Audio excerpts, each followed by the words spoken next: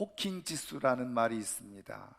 들어보신 분들이 있겠습니다만은 이 호킹 지수라는 말은 무슨 말이냐면 책을 구입하고 책을 끝까지 다 읽은 완독률을 말하는 게 바로 호킹 지수인데요. 이 호킹 지수라는 말이 유래된 배경이 있습니다. 여러분, 호킹 그러면은 어디서 많이 들어본 것처럼 이제 생각되어질 텐데, 지난 2018년도에 76세 나이로 그 세계적인 물리학자가 타계를 했죠. 스티븐 윌리엄 호킹 박사입니다.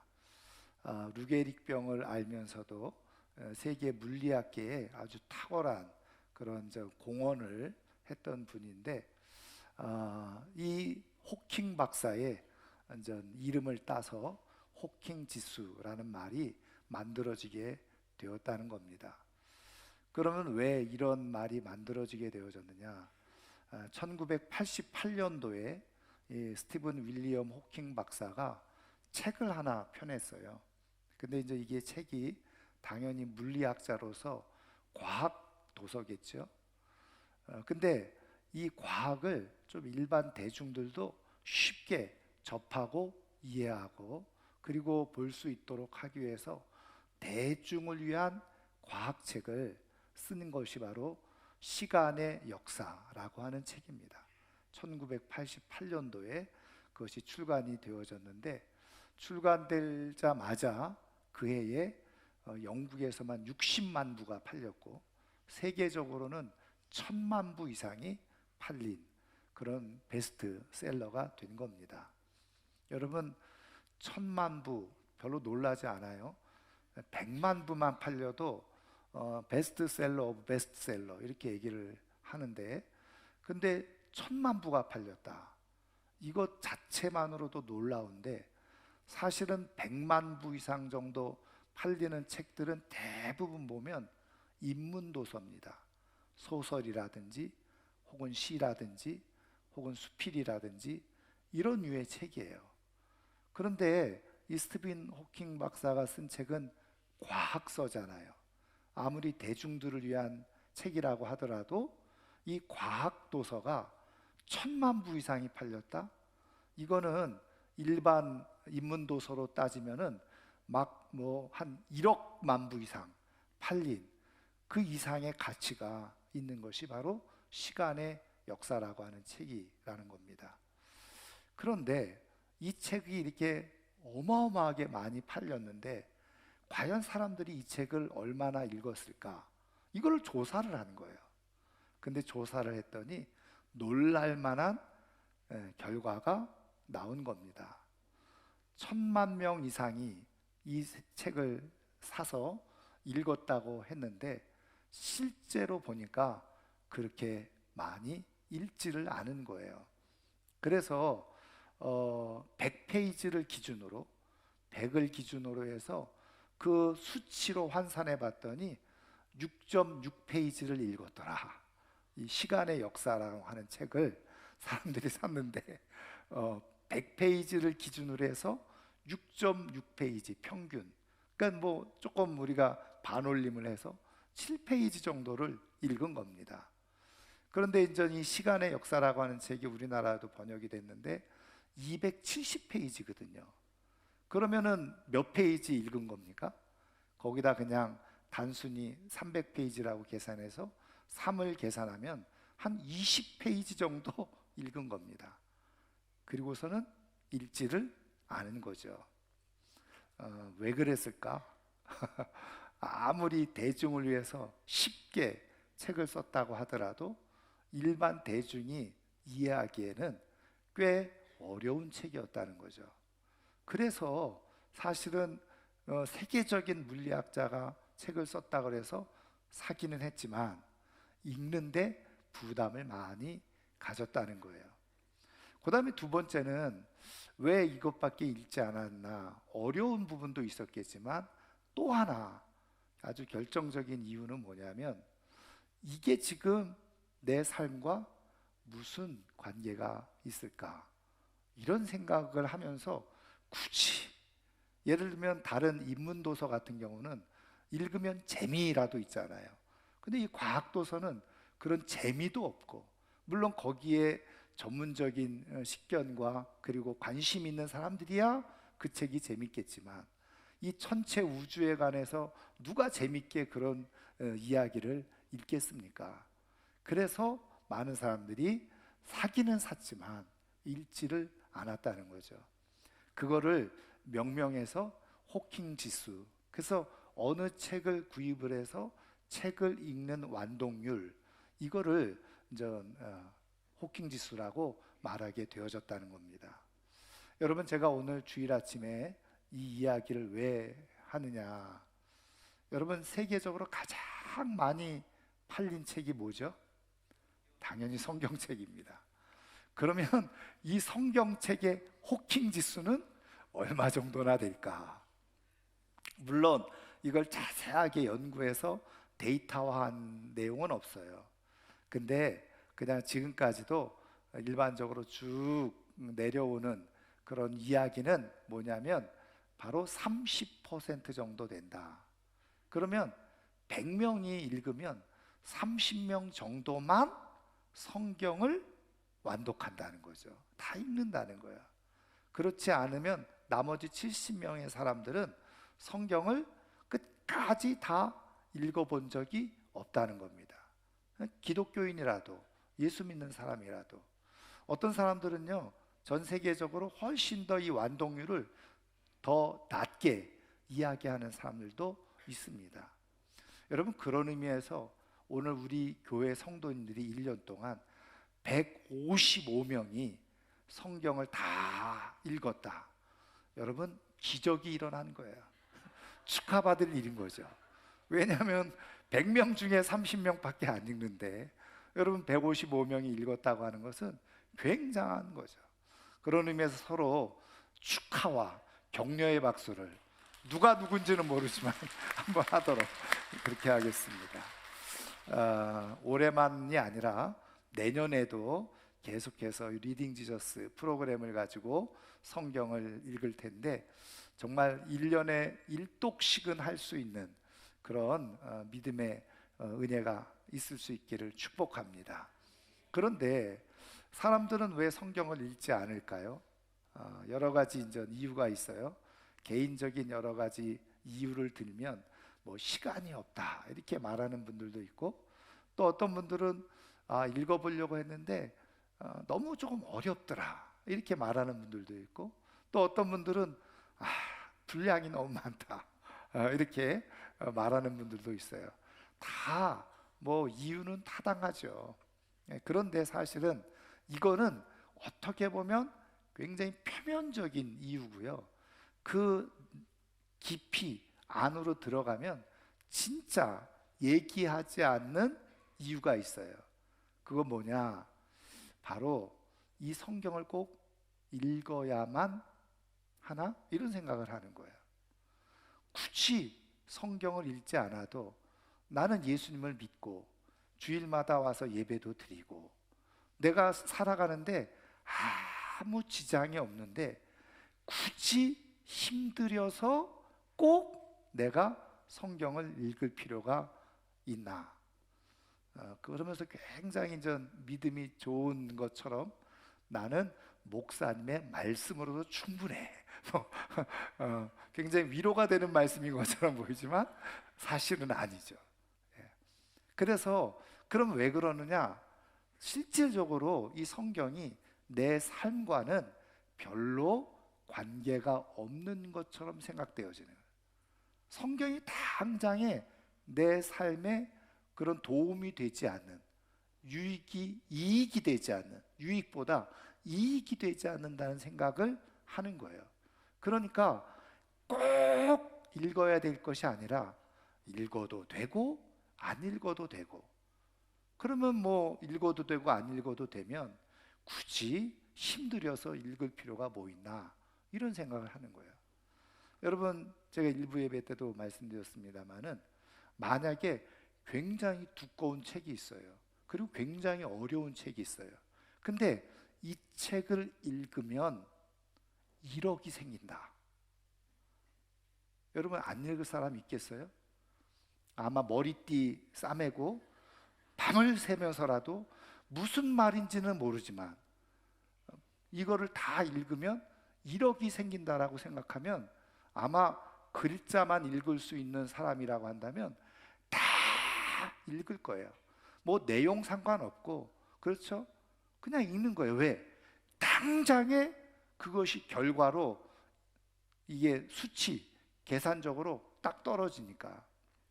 여러분, 내가 만약에 성경을 다 한번 읽기만 하면 내 사업의 매출이 10배로 뛴다, 장사 매출이 10배로 뛴다, 성경을 딱 읽기만 하면. 그러면 안 읽을 사람 있겠어요? 다 읽어요. 그렇죠. 학생들 같은 경우는 성경을 딱 일독하면은 성적이 그냥 상위로 그냥 1등 한다. 그러면 안 읽을 사람 없을 거예요. 성경을 다 읽었더니 내 암병이 다 낫다.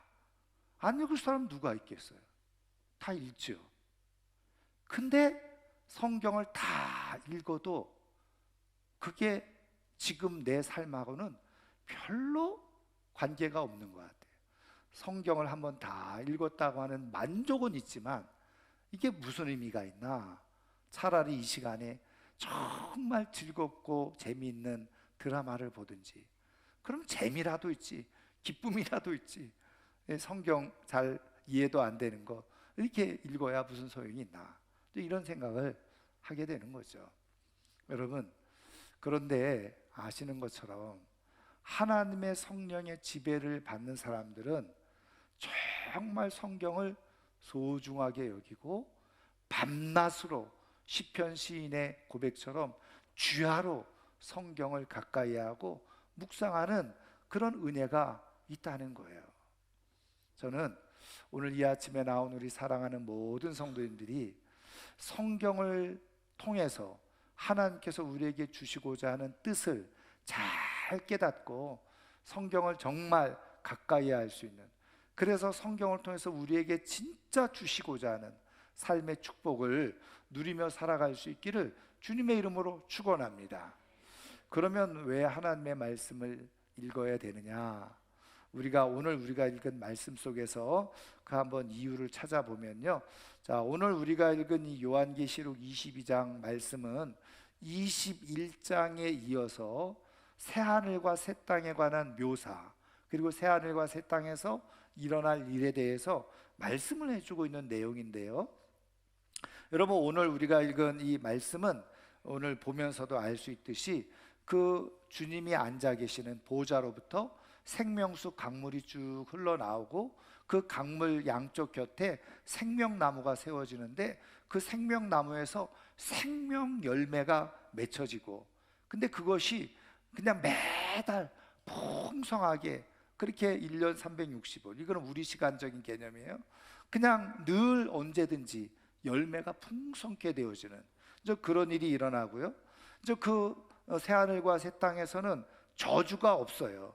그리고 중요한 건 뭐냐면 그 보좌에 앉으신 하나님 그리고 예수님을 직접 얼굴을 대면해서 보는 그런 놀라운 영광이 있다는 거예요.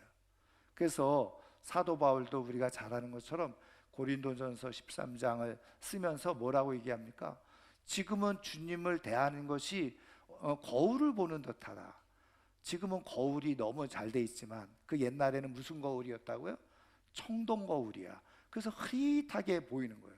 그래서 지금은 흐릿해 보이지만 우리가 정말 하나님 나라에 들어가게 되면, 천국에 들어가게 되면 얼굴과 얼굴을 맞대듯이 그렇게 주님을 보게 될 것이라고 말씀하고 있는 것처럼 그게 그대로 이루어진다는 거예요. 그래서 4절에 보면 그의 얼굴을 볼 터이요, 주님의 얼굴을 보는 그런 놀라운 영광의 역사가 있어요. 근데 그것뿐이 아닙니다. 5절에 보면 다시 밤이 없는데, 그러니까는 주님이 자체가 빛이어서 주님의 빛으로도 충분한, 그래서 더 이상 어둠이 없는 그런 곳이 바로 새하늘과 새 땅인데, 결정적으로 최종으로 중요한 말씀이 뭐냐면 마지막에 그들이 세세토록 왕노릇 하리로다. 어떤 사람들? 예수 그리스도를 믿고 이 땅에서 믿음을 지켜왔던 사람들, 마지막에 이 하나님 나라에서는 궁극적으로 뭐예요? 다 왕노릇하는, 누구와 더불어서? 우리 주님과 더불어서 왕노릇하는 위치에 다 있게 될 것이라는 거예요. 여러분, 말씀드린 것처럼 이것이 새하늘과 새 땅에 관한 얘기인데, 약간 신학적으로는 천국과 새하늘과 새 땅을 약간 구분하는 그런 학자도 있지만, 그냥 대부분은 많은 분들이 그냥 천국, 하나님의 나라, 새하늘과 새 땅 다 이제 동일시해서 이제 이야기를 하고 있습니다만은, 어쨌든 궁극적으로 우리가 바라보고 있는, 하나님이 말씀해 주고 계시는 천국은 모두가 다 어떻게 해요?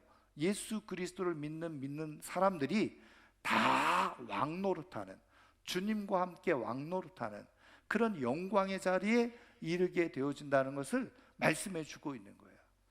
여러분, 이 하나님 나라에 대해서, 천국에 대한 이 말씀을 우리가 듣게 되어졌을 때 여러분 어떤 생각이 드세요? 여러분 흥분이 되십니까? 정말 그 하나님 나라 가고 싶다, 이런 생각이 드십니까? 막 마음속에 설레임과 기대가 막 생겨나서 그냥 오매불망, 그래 천국에 가야지, 이런 마음이 드십니까? 근데 제가 이렇게 표정들을 보니까 전혀 그런 게 아닌 것 같아요. 막 사모함, 기대, 설렘, 그런 것보다 실제로 그럴까? 뭐 이런 표정이신 것 같아요. 여러분, 이건 굉장히 심각한 우리의 영적 상태예요. 여러분, 이렇게 하나님께서 하나님 나라를 우리에게 막 보여주시고 그려주시고 설명해 주시고 말씀해 주실 때 마치 정말 황홀한 표정으로 와, 눈이 커지면서 와, 그런 이 리액션이 나와야 되잖아요. 맛있는 거 보면 와 그러는데 좋은 거 보면, 좋은 차 보면 와 그러는데, 천국 얘기하면은 그런 게 있어? 뭐 이런 표정으로. 여러분, 이게 우리의 믿음의 수준이라는 거예요. 여러분, 얼마나 슬픈 얘기입니까? 가장 최고로 값진 그런 영광의 나라를 우리에게 지금 보여주시면서 설명해 주고 있는데 아무도 리액션이 없어요. 거기에 기대, 뭐 설레임 없는 거예요. 여러분, 뭐가 문제입니까? 여러분, 하나님께서 우리에게 이런 말씀을 주시는 의도와 목적이 분명히 있잖아요. 그러면 여러분, 뭐 우리는 그렇다고 치더라도 이 말씀이 기록될 당시에 2000년 전에 사도 요한을 통해서 이렇게 하나님이 보여주시는 이 천국에 대한 놀라운 환상, 비밀스러운 이야기들을 성도들이 다 들었을 거란 말이에요.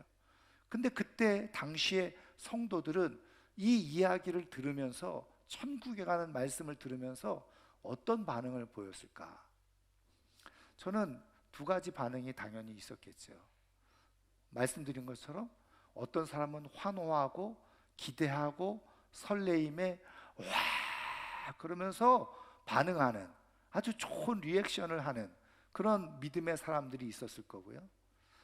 저는 또 한편에 어떤 사람들이 있었을 것 같으냐, 어쩌면 우리와 같은 생각을 가지고 있는 사람들이 있지도 않았을까. 무슨 생각을 했을까요? 아니, 정말 천국이 있는 거야? 그러면 좋아, 뭐 있다고 쳐. 근데 꼭 저 천국 저렇게 얘기를 해야 돼? 아니, 하나님이 살아계시고 전능하신 분이고 좋으신 우리의 아버지라고 한다면 지금 나의 삶에 그런 천국을 조금 주시면 안 되나, 이런 생각을 하는 거죠.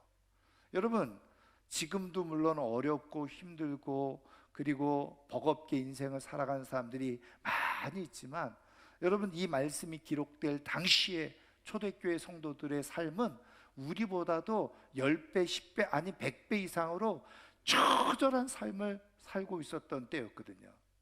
예수 믿는다는 이유만으로 사람의 생존이 위협받고 있는 시대 속에 살아가고 있어요. 쫓겨다녔고 숨어 다녔고, 그래서 전전긍긍하면서 살아가고 있었던 사람들이었어요. 정말 우리처럼 자유롭게 이렇게 교회에 나와서 예배 드리면서 살아가고 있었던 시대가 아니었다고요. 예수 믿는다는 것 때문에 박해를 받고 핍박을 받고 정상적인 생활과 삶을 할 수 없었을 때였어요. 그런데 그때 하나님께서 사도 요한을 통해서 이 하나님 나라의 세계를 말씀해 주시고 보여주신 거예요. 그랬을 때 말씀드린 것처럼 어떤 사람들은 환호하는 사람이 있었을 거고요, 어떤 사람들, 훨씬 더 많은 사람들은 퀘스천 마크, 의문을 품었는 거예요. 왜요? 아니, 좋다 이거예요. 하나님 나라 좋아. 근데 보이지도 않고 손에 잡히지도 않고, 그런데 그런 좋은 나라를 준비해 주시는 하나님이라고 한다면 왜 지금 여기에서는 왜 그런 일들을 이루지 않으시냐는 거죠. 지금 이렇게 곤란하게 살아가고, 지금 여기서 이렇게 힘들게 살아가고, 지금 이렇게 생명의 위협을 받으면서 살아가고 있는 우리들에게 지금 천국을 주셔야지, 아니 지금은 여기서 이렇게 그냥 고생할 거 다 하고 그렇게 가는 게 무슨 의미가 있나, 이렇게 생각하는 사람들도 없지 않아 분명히 있었을 거라는 거예요. 그러면 여러분, 하나님께서 사람들의 이런 생각까지도 다 아실 텐데 왜 이 말씀을 해주고 계시느냐는 거예요. 여러분, 말씀드린 것처럼 이 가운데 이것을 환호하면서 기대하면서 설렘으로 아멘, 할렐루야, 믿습니다, 이렇게 반응했던 사람들은 어떻게 그렇게 반응할 수 있었냐는 거죠. 저는 똑같이 하나님의 말씀, 하나님 나라에 대해서 들으면서 의문과 그리고 원망과 불평을 하는 사람이기보다는 하나님의 말씀을 들으면서 기대와 설렘과 그리고 좋은 믿음의 리액션을 할 수 있는 하나님의 사람들 되기를 주의 이름으로 축원합니다. 그러면 그렇게 좋은 믿음의 반응을 할 수 있었던 사람들은 이유가 뭘까요? 하나님께서 지금 이 천국에 관해서 말씀해 주시는 하나님의 의도, 하나님의 마음, 하나님의 뜻, 하나님의 계획, 이런 것을 이면에 그것을 다 깨닫고 그것을 아는 사람들은 아멘, 할렐루야 하고 환호하고 기대하고 정말 이 말씀을 소망으로 붙들고 살아갈 수가 있었다는 거예요. 그러면 여러분, 이 말씀을 해주시는 하나님의 마음, 하나님의 의도가 뭐냐는 거예요. 네 가지로 간단하게 이야기하면 첫 번째는 이거예요. 천국 실제로 존재한다는 거예요. 여러분, 하나님은 거짓이 없으신 분이잖아요. 신실한 분이잖아요. 이거는 꾸며낸 이야기가 아니고 신화와 같은 이야기가 아니야. 이거는 실제로 존재하고 있어. 하나님이 말씀하신 거죠.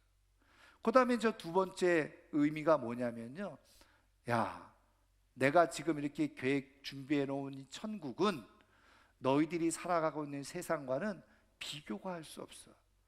이 세상에서는 모든 사람, 아무리 뛰어난 지식인 그리고 권력자, 건강한 사람이라고 할지라도 삶의 모든 아픔과 고통과 슬픔을 겪고 결국은 죽음이라고 하는 그 순간을 다 맞이하는 게 우리의 인생이야.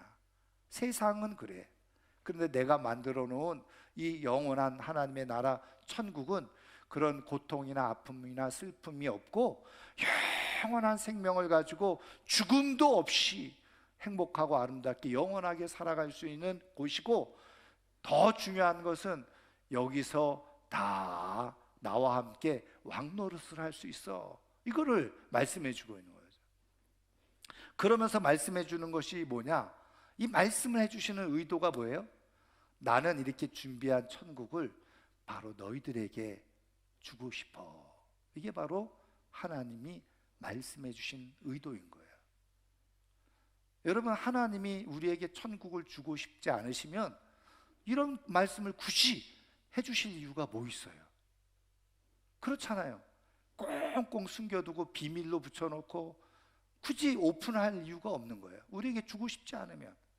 근데 이거는 우리에게 주고 싶으셔서 지금 이 천국에 대해서 말씀해 주고 계시다는 거예요.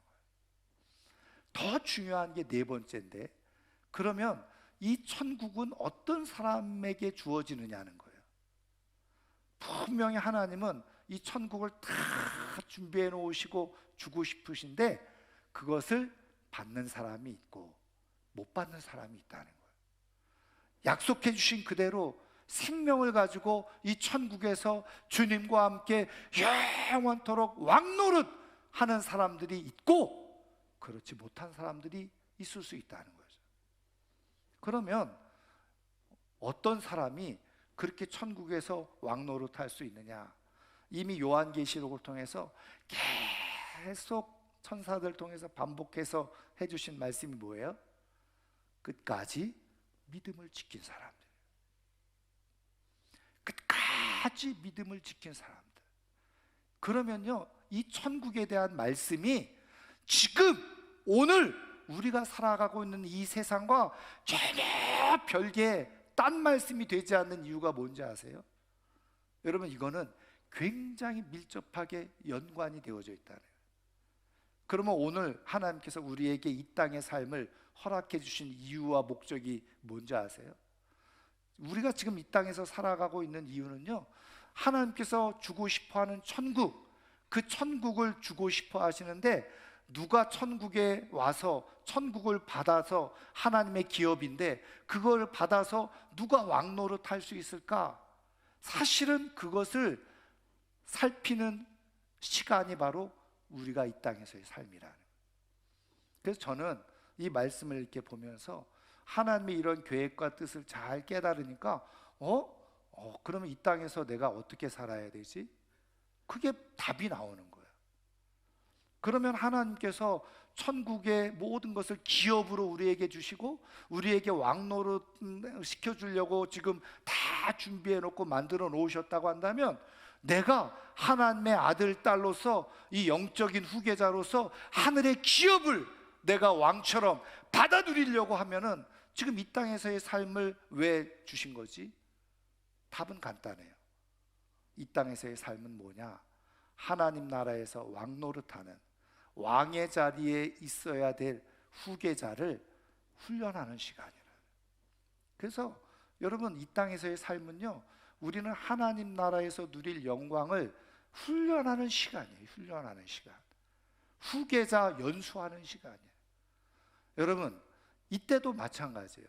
후계자로서 훈련과 연단, 그 하나님 아버지, 왕 되신 하나님의 마음을 잘 깨닫고, 와, 저거 나한테 주시려고 하는구나, 그래, 여기서 훈련 잘 받아야지, 이렇게 생각하는 사람들은 어떻게 해요? 할렐루야 그러면서 어떻게 해요? 말씀을 붙들고 씨름하면서 계속 믿음의 자리를 지키는 거예요. 근데 하나님 아버지의 의도도 모르고 마음도 모르고 생각도 몰라. 천국? 저거 뭐 나랑 무슨 상관이야? 그래, 그냥 예수 믿고 그냥 죽으면 천국 가나 보지. 그리고서 이 땅에서는 아무 생각 없이 살아가요.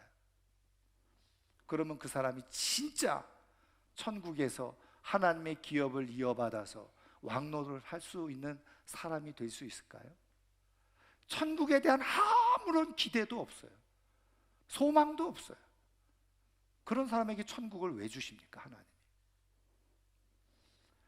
여러분, 이스라엘 백성들이 애굽에서 나올 때 약속을 해주셨잖아요. 어떤 약속을 해주셨어요? 내가 너희들을 젖과 꿀이 흐르는 땅으로 인도해 주리라. 그러니까 와, 그걸 듣고 다 기대를 가지고 나왔단 말이에요.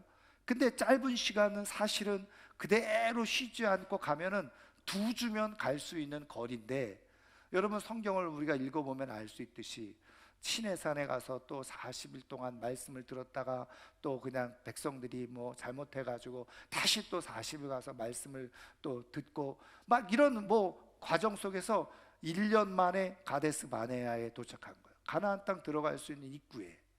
거기서 12명의 정탐꾼을 보냈다가 돌아와서 보고하는데, 그 부정적인 보고하는 사람들의 얘기를 듣고 백성들이 다 실망해가지고 어떻게 해요? 모세와 하나님을 원망하잖아요. 그래서 그것으로 인해서 결국은 이스라엘 백성들이 40년 동안 광야를 머무는 그런 시간을 갖잖아요. 그럼 왜 하나님이 그렇게 하신 거예요? 말씀드린 것처럼 믿음의 훈련이 안 되어져 있는 거예요. 믿음의 훈련과 연단이 안 되어져 있으면 그 젖과 꿀이 흐르는 땅에 들어가도 아무것도 아니에요. 그거 누릴 수가 없는 거예요. 젖과 꿀이 흐르는 땅에서 누릴 수 없게 되어지는. 그런데 그래서 결국은 어떻게 돼요? 그 40년이라고 하는 시간 속에서 믿음을 잃어버렸던 1세대는 광야에서 끝난 거예요. 광야에서 다 죽어버려요. 하나님께서 잘 연단시켜 주셔서 젖과 꿀이 흐르는 땅에 들어가서 그것을 차지할 수 있는, 거기서 왕노릇할 수 있는 사람들을 거기에 들여보낸 거예요. 여러분, 그렇다고 한다면 오늘 우리 이 시대가 바로 뭐예요? 젖과 꿀이 흐르는 영원한 하나님의 나라를 우리가 들어갈 준비를 하는 시간인데, 이 준비하는 시간 속에서 어떤 사람들은 1세대처럼 원망만 하다가 불평만 하다가 그냥 죽어가는 사람이 있는 거예요. 근데 여기에서 이 광야 생활 중에서 끝까지 믿음의 훈련과 연단을 받아, 그리고 젖과 꿀이 흐르는 땅을 늘 바라보면서 사모하면서 살았던 사람들, 그런 사람들은 어떻게 해요? 젖과 꿀이 흐르는 땅에 들어가서 하나님의 기업을 다 받아서 거기서 누리는 역사가 일어나게 됐다는 거예요. 여러분, 하나님의 말씀이 오늘 우리의 삶과 전혀 무관한 것처럼 보여지지만 그 말씀을 하시는 하나님의 뜻과 의도와 생각과 계획을 잘 깊이 들여다보면요, 이거는 오늘 나의 삶을 위한 말씀이에요. 내가 오늘을 어떻게 살아야 될지 끊임없이 우리에게 도전해 주시고 깨우쳐 주시고 가르쳐 주시는 말씀인 거예요. 그래서 하나님의 말씀은 우리를 정말 천국으로 인도하는 생명줄과 같은 말씀이죠. 그리고 세상의 모든 풍랑과 파도 속에서도 흔들리지 않고 침몰되어지지 않는 닷과 같은 것이 하나님의 말씀이에요. 세상에서 막 비바람이 쳐요. 흔들릴 수는 있지만 그러나 끝까지 침몰되어지지 않고 견고하게 세워지는 배는 닷을 잘 내려서 묶여있는 거죠. 말씀에 묶여있는, 말씀에 묶여있는 사람, 그래서 말씀의 닷을 잘 내리고 있는 사람, 하나님께서 주시는 말씀의 생명줄을 굳게 붙들고 있는 사람만이 하나님께서 약속해 주신 천국을 누리는 역사가 일어나게 된다는 거예요. 사랑하는 성도 여러분, 그런 의미에서 하나님의 말씀은 또 천국에 가는 말씀, 오늘 우리의 삶과 전혀 무관한 것이 아니에요. 그대로 이어져 있어요. 그래서 이 영적 비밀을 잘 깨닫고 말씀을 그대로 가슴에 붙들고 살아갔던 사람들은요, 다 천국의 영광 가운데 참여하는 역사가 일어나게 되어지는 거죠. 저는 오늘 이 아침에 나온 사랑하는 모든 성도님들이 이 천국에 관한 말씀이 오늘 지금 현재 나와 아무런 상관이 없는 것이 아니라 오늘 우리의 삶을 지배하고 있는, 준비하고 있는 말씀이라는 것을 깨닫고 정말 믿음으로 이 천국을 바라보면서 잘 살아가는 가운데 천국에서 왕노릇할 수 있는 하나님의 사람들 되기를 주님의 이름으로 축원합니다. 그러면 어떻게 우리가 이 믿음을 잘 지켜갈 수 있느냐? 물론 여러 가지가 있는데 가장 중요한 것은 성령의 충만함이에요. 성령이 아니고는 우리의 믿음을 온전하게 지탱해 갈 수가 없다는 거예요. 그래서 여러분 아시는 것처럼 여러분 다윗이 시편 51편에 보면 하나님 앞에 울부짖으며 기도할 때 뭐라고 기도하지 아세요? 주의 영을 내게서 거두어 가지 마시옵소서. 왜요? 성령을 거두어 가면 나 믿음도 사라지고 아무 의미 없는 인생이 되어져요. 왕으로서 행세는 하면서 살아갈 수 있을지 모르지만 하나님의 영광의 나라에는 이룰 수가 없어요. 주의 영이 거두어지면. 그래서 여러분 우리가 아는 것처럼 제자들도 예수님과 함께 있을 때는 믿음이 별로 없었는데 성령의 충만한 은혜를 받고는 어떻게 했어요? 믿음이 자라나기 시작하면서 그냥 순교를 각오하고 복음을 전하는 역사가 일어났죠. 사도 바울은 뭐라고 가르칩니까? 갈라디아서 5장에서 술 취하지 말라, 이는 방탕한 것이니 오직 성령의 충만함을 받으라. 성령 충만해야지만, 성령에 이끌려야지만 바로 우리가 믿음을 지키면서 살아갈 수가 있다는. 근데 여러분, 이 성령 충만하기 위해서 필요한 게 뭐냐? 두 가지예요. 하나는 기도하는 거죠. 이 기도할 때 성령님이 임하시거든요. 그리고 성령님이 역사하시거든요. 그 다음에 또 하나 중요한 게 뭐냐면 바로 내가 말씀을 묵상할 때 성령께서 그 말씀으로 내 삶을 지배하고 이끄시고 붙드시는 역사가 일어나게 되어지는 거예요. 그래서 성령으로 거듭난 사람들은 자연스럽게 말씀을 읽게 되어지고 말씀에 관심을 기울이고 말씀을 보게 되어지고 말씀을 신뢰하게 되어지는데, 그 말씀이 뭐예요? 하나님의 언어잖아요. 말씀이 하나님의 음성이잖아요. 그리고 말씀이 곧 하나님이시잖아요. 말씀을 보면서 하나님의 음성을 들어요. 말씀을 보면서 하나님을 대면하는 역사가 일어나게 되어지는 거예요. 그러다 보니까 어떻게 해요? 내 안에 믿음이 견고하게 자리 잡게 되어지죠. 왜? 하나님이 실제적으로 느껴지니까.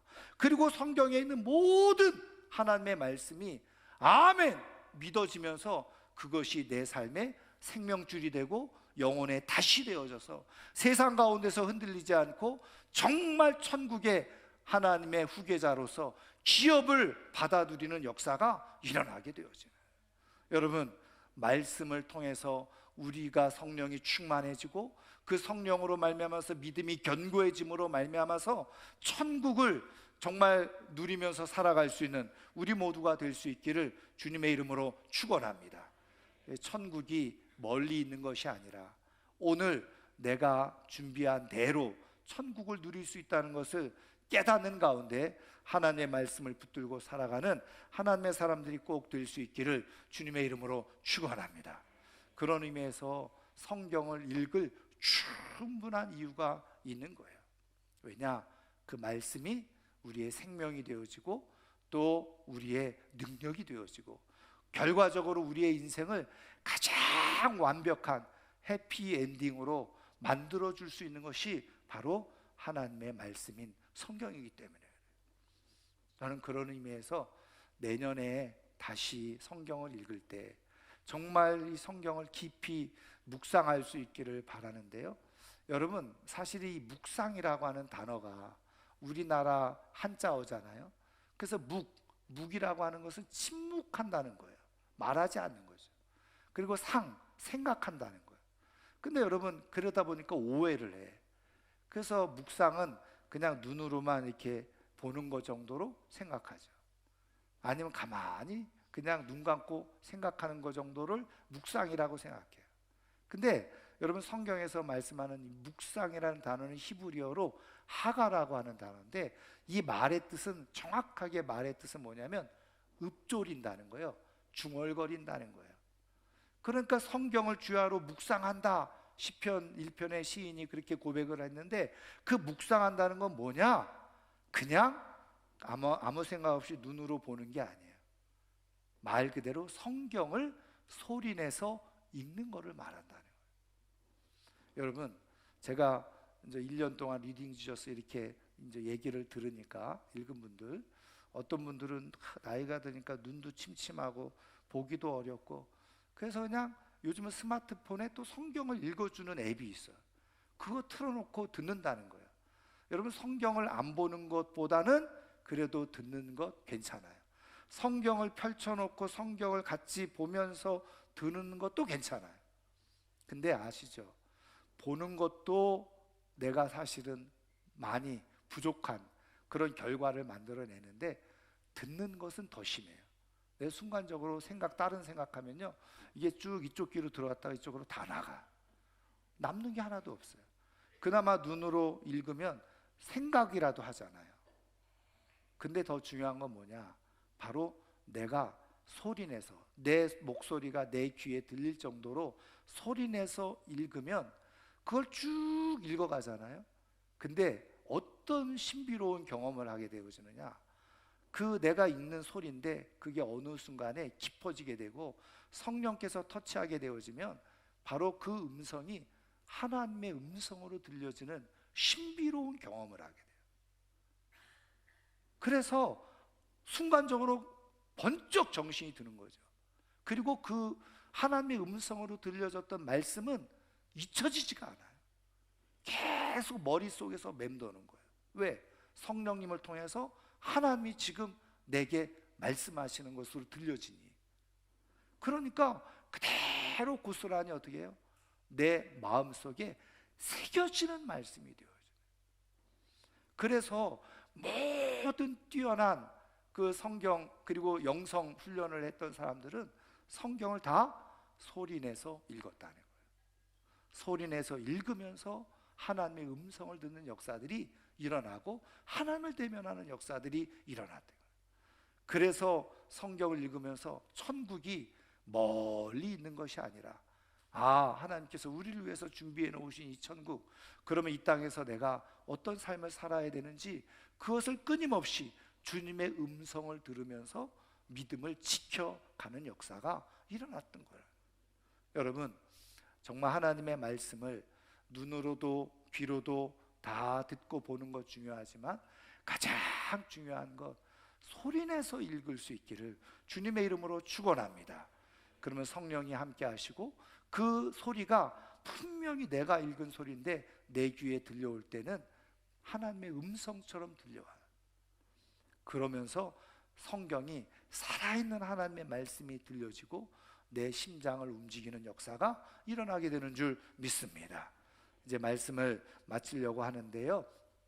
여러분, 그 전재경이라고 하는 분이 계세요. 지금은 이분이 어떻게 됐는지 제가 아무리 검색을 해도 나와 있지는 않은데, 이분이요 1985년도에 미국의 컬럼비아 대학에서 박사학위를 받은 분이에요. 아니 근데 뭐 1985년도에 박사학위 받은 게 뭐가 중요하냐 하는데, 한국인 최초로 시각장애인으로서 박사학위를 받은 거예요. 여러분, 우리가 시각장애인으로 미국에서 박사학위 받은 사람 그러면 강영우 박사를 다 먼저 떠올리지만 사실은 이분이 먼저 받았다.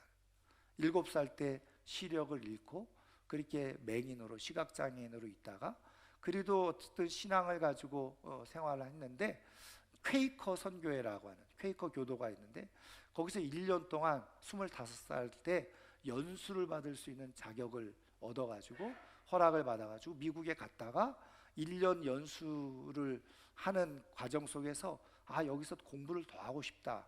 그래서 이제 5년 만에 석사학위를 받았는데, 이분이 이제 20년 걸쳐서 박사학위를 받은 거예요. 이제 그 이유는 이제 원래 심리학을 전공하다가 교육학 하다가 마지막 최종적으로 이제 철학 박사학위를 받게 되어졌는데, 그래서 이제 시각 장애인으로서 한국인 최초로 그 박사학위를 받으니까 다 졸업식장에서 우리와 같은 박수가 쏟아진 거예요.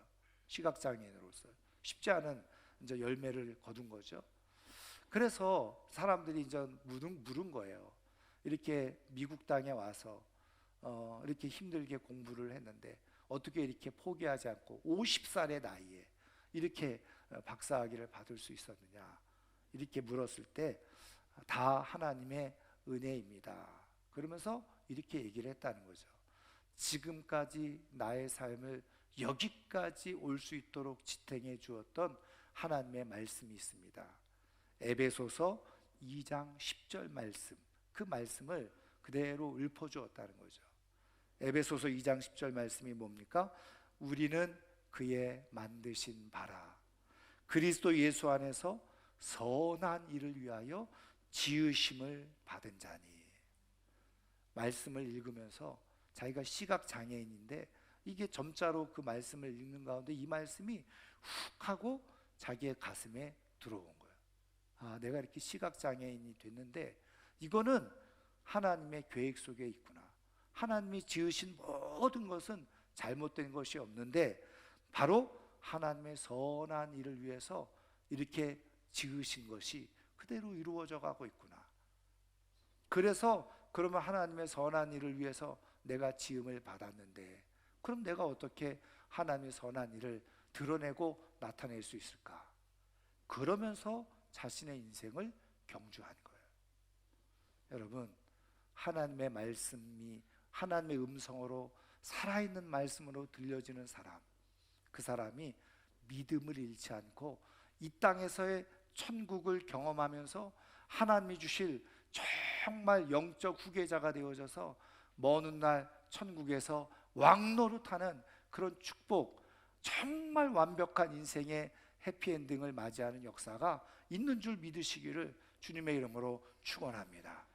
그래서 성경을 가까이 하는 사람 치고 믿음에서 실족하는 사람이 별로 없어요. 왜요?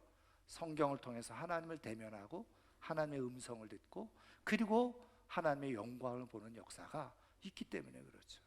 저는 오늘 이 아침에 또 연말이 되어져서 성경을 잘 읽었고 감사하고 축하하는데 내년부터도 더 저 깊이 성경을 소리내서 읽는 가운데 하나님의 음성을 듣고 믿음이 더욱더 견고해져서 천국의 영적 후계자로 하나님께서 계획하시고 약속해 놓으신 그대로 정말 하나님과 더불어서 왕노릇할 수 있는 하나님의 사람들이 꼭 되기를 주의 이름으로 축원합니다. 축원합니다. 오늘 말씀을 생각하면서 우리 같이 한번